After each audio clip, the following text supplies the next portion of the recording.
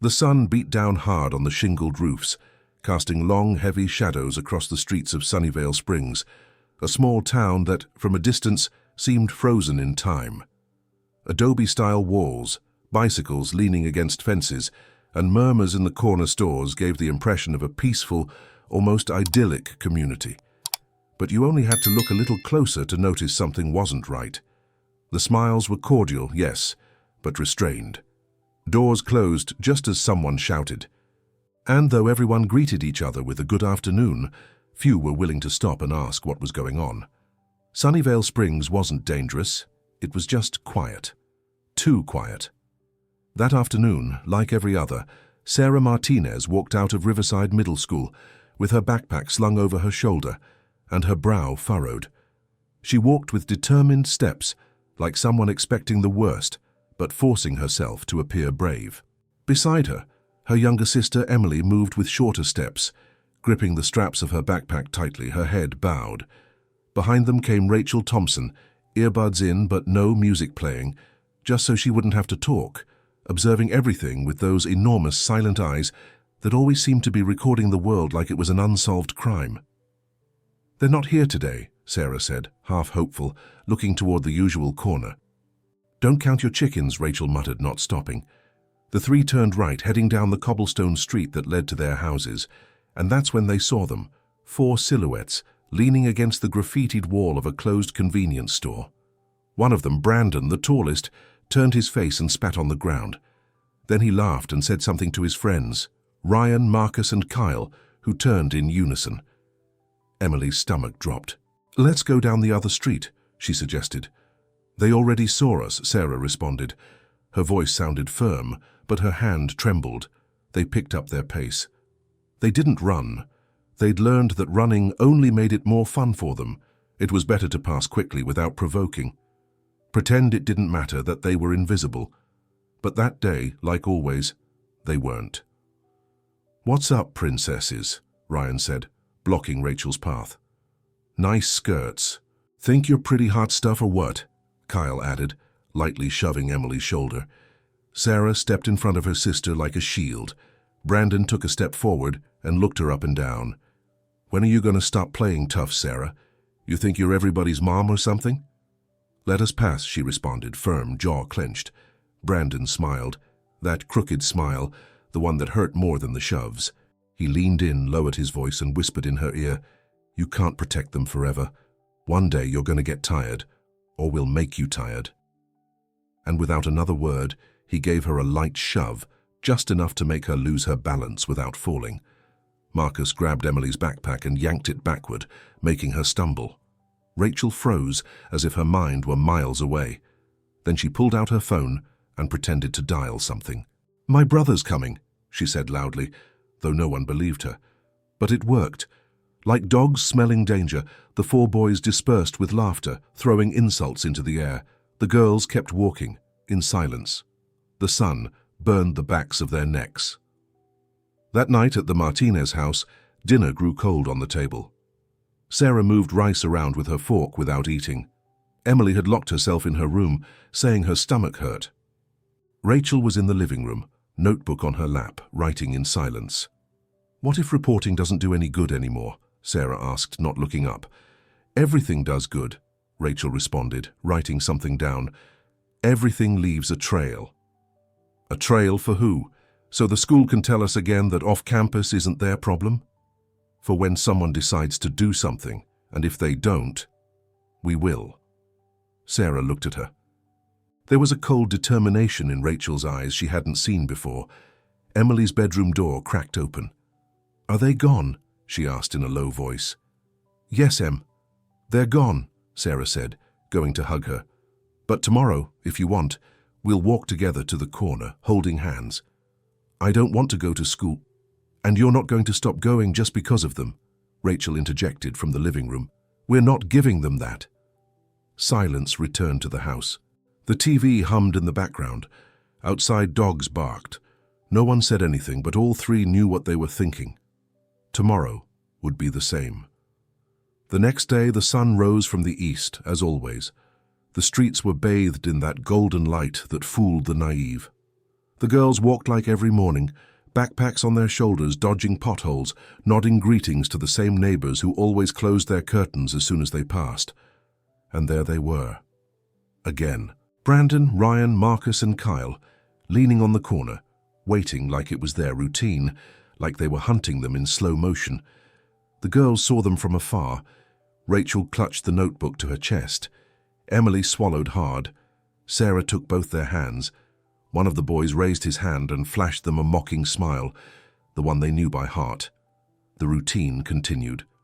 The weight of days. The days began to blend together as if they were the same.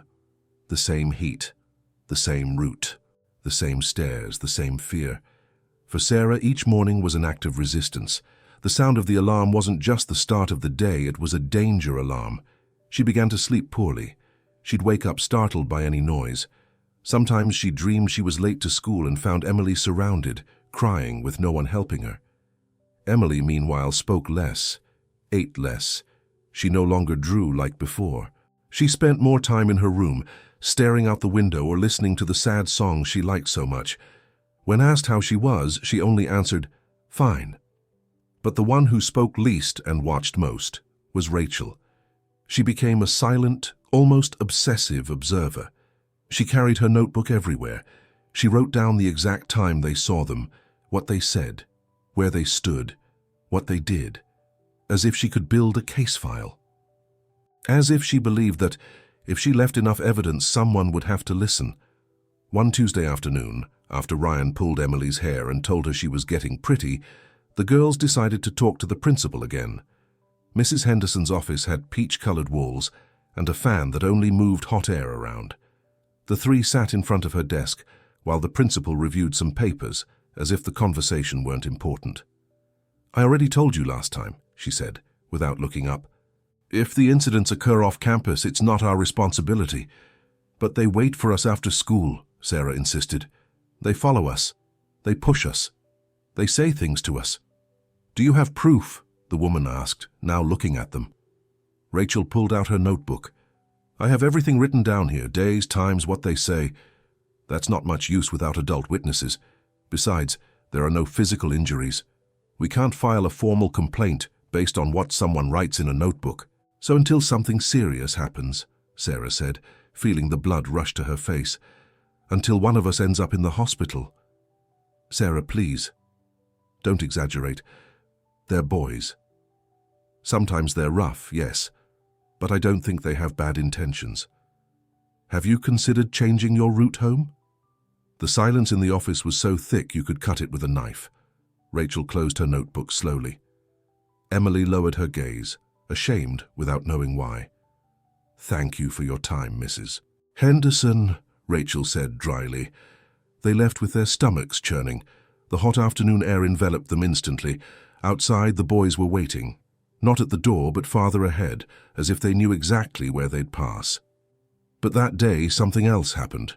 Rachel was walking with her notebook in hand, focused, writing. Brandon, from the other side of the sidewalk, watched her. He smiled. He crossed the street without hurrying. He stopped right in front of her. "What are you writing so much, nerd?" he said, and before she could react, he ripped the notebook from her hands. Rachel reached out, but it was too late. Brandon flipped through a couple of pages, laughed loudly, and then threw it into the puddle of mud next to the curb. The notebook fell edge first, absorbed the dirty water and began to stain brown. Rachel didn't say a word. She just went for it. She picked it up. The pages were ruined, but she still pressed it against her chest. Brandon walked away with his friends, laughing.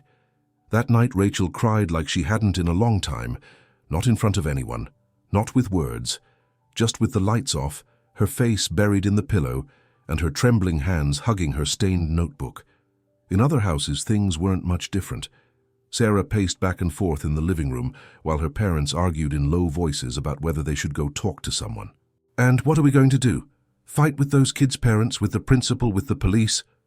"But Sarah doesn't sleep anymore. Emily won't talk. This isn't normal." "And you think anyone's going to care?" the father said, frustrated. And outside, in the streets, the town watched, from windows behind curtains. Some neighbors knew. They'd seen. They'd even heard screaming. But they preferred not to get involved. Not my problem, they thought. Not my daughter's. Sarah saw them. When she walked with her sister and Rachel, she sometimes caught their eyes. And yes, they knew, but no one said anything. One day before everything changed, Emily woke up with a stomachache and asked not to go to school. Sarah hesitated.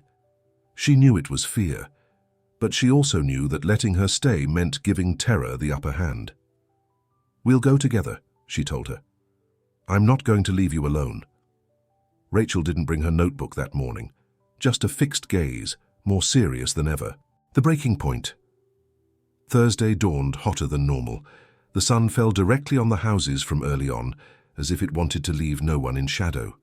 Sarah felt uneasy, like something was about to break, like the air smelled different. The three walked together. No one spoke.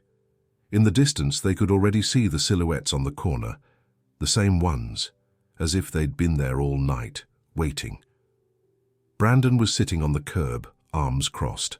Ryan laughed while spinning a small pocket knife in his hand. Marcus chewed gum and Kyle had his eyes on Emily. Sarah gritted her teeth. Her heart pounded. She felt her sister cling to her arm. "Not today," Sarah whispered, as if she could command it, as if fate would obey. And then the noise started, first distant, like a hum, then louder, like a roar. The stones on the ground trembled beneath their feet. Something was coming. And it wasn't fear. When thunder rolled in, the sun had shown no mercy since dawn. It was noon on the dot, when the heat fell on Sunnyvale Springs like punishment. The air felt dense, thick, as if it were hard to breathe. The streets were empty, the trees barely moved, and the asphalt seemed to boil underfoot. Sarah, Emily, and Rachel left school in complete silence. That Thursday had something different about it, not because of what they knew, but because of what they felt. Sarah walked with clenched fists, Emily with downcast eyes and short breaths, Rachel serious with an emotional scar in every step. Turning the corner, they saw them, the same ones, Brandon, Ryan, Marcus, and Kyle. This time they weren't leaning. This time they were waiting. "Not today," Anna murmured, almost like a plea. But it was too late. Brandon took the first step. He walked toward them with that crooked confidence that comes from knowing no one will stop you. Ryan followed with that empty smile. Marcus and Kyle positioned themselves behind, cutting off their escape. Sarah pushed Emily behind her. "Go away," she said firmly. "I'll handle this." "No," Rachel responded. Her voice trembled, but she didn't back down. "How sweet," Brandon said mockingly. "Now you think you're brave?" And without warning, he grabbed Sarah's backpack and threw it to the ground, emptying its contents. Notebooks, pencils, and a water bottle rolled across the pavement. Sarah tried to pick up her things, but Ryan shoved her hard, making her fall to her knees. Emily screamed, "Leave her alone." She tried to run toward her sister, but Marcus stuck out his foot. Emily fell to the ground with a dull thud, scraping her knee against the concrete. Her scream cut through the hot air like a knife. Rachel stepped between them, arms extended, trembling. "Enough!" she exclaimed. "That's it!" And in that instant, everything changed. First came a distant noise, like deep thunder coming from somewhere unknown. Then 3 engines roaring in unison, approaching with steady rhythm, as if each revolution of the motor marked the step of something inevitable. Eyes turned toward the end of the street. 3 black motorcycles advanced slowly under the sun. They weren't ordinary bikes. They were massive, gleaming, like steel animals. And on them, 3 figures: Mike Patterson, Leon Hayes, and David Cruz. All 3 wore dark leather jackets with a patch on the back, Brotherhood of Riverside Veterans. The bike stopped right in front of the group. The engines stayed on a few seconds longer, then shut off, leaving absolute silence. Mike got off first. He was a man with a weathered face, 2-day stubble, and eyes so serious they seemed to have seen things others couldn't imagine. He didn't say anything. He just walked toward the boys, unhurried, unwavering, like someone who knows he doesn't need to raise his voice to command respect. Brandon saw him coming. For the first time, he wasn't smiling. Ryan took a step back. Marcus looked down. Kyle pretended not to be there. Mike stopped in front of them. He looked at the notebook on the ground. The open backpack, Sarah kneeling picking up her things, Emily bleeding from the knee, and then at each of the boys, with a gaze that didn't waver. "Pick that up," he said, not raising his voice. Brandon frowned. "And who are you?" Mike didn't respond. He just took another step. Leon and David remained standing by the bikes, watching, firm, as if the entire street were a field of operations, and they were assessing every threat. "I said," Mike repeated, "pick that up, apologize, and disappear."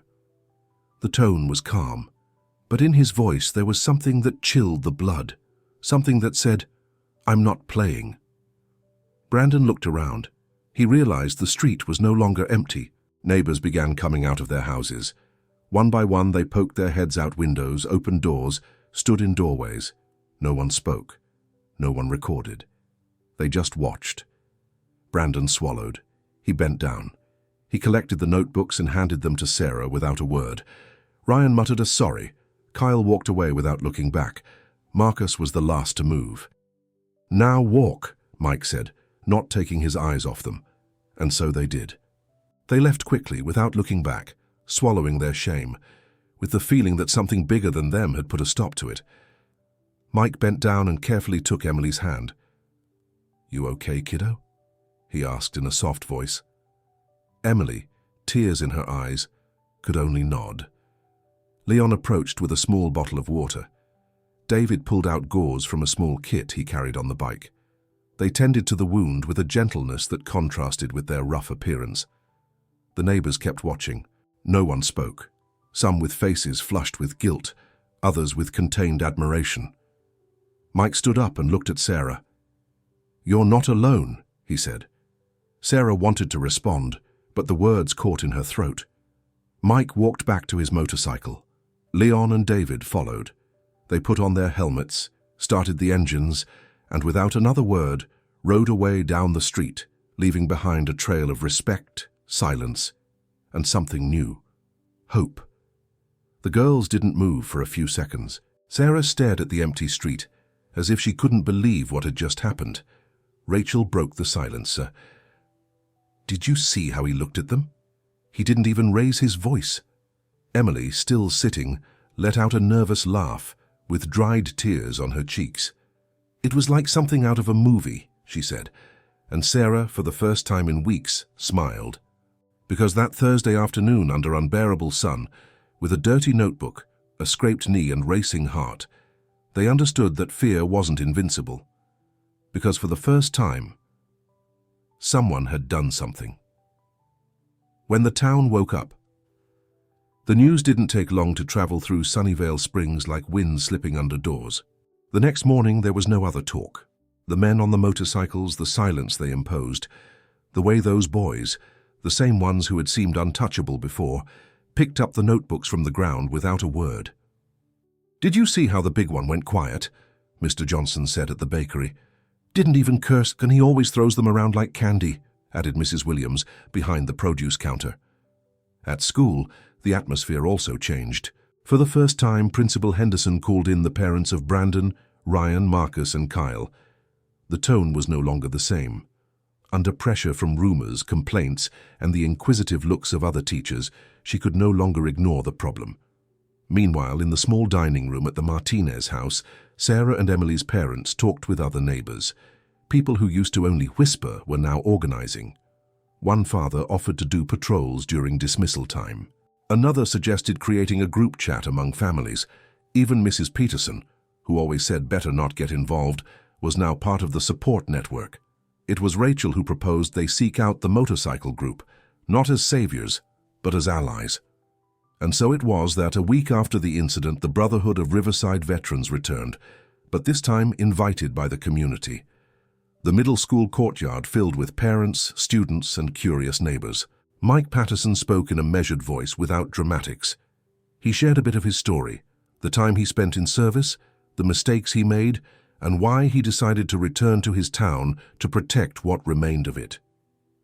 "Violence isn't fought with more violence," he said. "It's fought with presence, with truth, and with eyes that no longer close." David talked about warning signs. Leon shared basic self-defense techniques. They even brought pamphlets with information on reporting school abuse. When they finished, the applause was long, sincere. The aggressive boys stopped appearing. Some said their parents had switched their schedule. Others claimed they no longer dared to pass down the same street. The truth is that fear changed direction. Sarah, for the first time in weeks, walked home with a smile she didn't have to hide. Emily, who had always avoided noisy hallways, signed up for an art workshop with other girls. She went back to filling pages with colors, with houses, with enormous suns and clear skies. Rachel began speaking more in class. She answered questions. One day she even raised her hand to correct the history teacher, with a confidence that surprised everyone. Neighbors began greeting each other with more intention, asking everything okay, and waiting for the answer, staying a little longer on the sidewalk at the end of the day. It was no longer unusual to see an adult waiting outside school, without phone in hand, simply watching. And the girls, the ones who used to walk with their heads down, now walked with firm steps. The routine was no longer synonymous with threat. It was reclaimed freedom. A new beginning one. Random Friday, Sarah, Emily and Rachel left school at an easy pace. They chatted, laughed about something one of the teachers had said out loud by accident. Crossing the street, Emily stopped in front of a pole where there was a poster. Youth Theatre Workshop open to all. What if we join? She asked. Rachel looked at her surprised. You in theatre, but you don't even talk when they call roll. Emily smiled. Maybe it's time to talk. Sarah watched them both, proud. The sun was high, as always, but now it didn't burn. Now it shone. And then, as if the universe wanted to mark the moment, the distant roar of an engine was heard. Rachel looked up. On the parallel street crossing the park, a black motorcycle moved slowly. It wasn't Mike. This time it was Leon, who as he passed raised 2 fingers in greeting. All 3 girls smiled and kept walking, because fear had retreated, because now they knew that silence wasn't an option, because they understood that there are heroes who don't wear capes or uniforms or have superpowers. They just wear leather jackets and walk with their heads held high. Because sometimes real change starts with a gaze that doesn't look down, with a notebook that becomes evidence, with a street that's no longer crossed in silence. And because now, without fear, life finally belonged to them.